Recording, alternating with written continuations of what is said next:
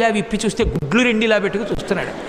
ఏమిటమ్మా పిల్లాడు ఎంతకీ పడుకోడు, ఇదేం పిల్లాడే అని చెప్పి ఆ భుజం మీద వేసుకొని పాట పాడి ఎంతో తిప్పి తిప్పి తిప్పి తిప్పి ఇలా చూడటం కుదరదు కదూ. పడుకున్నాడా అంటే ఏం పడుకున్నాడు, గుడ్లు వేసుకు చూస్తున్నాడు అని.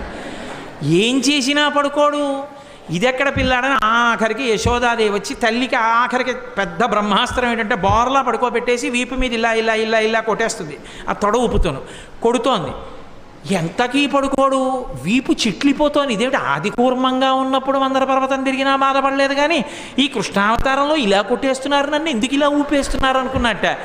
లోకములు నిదురపోవగత నిదురింపని సుభగుడు రమణులు జోకొట్టిపాడ నిదురం గైకొను క్రియ నూరకుండె కనుతెరవకయున్నన్నారు పోతన గారు.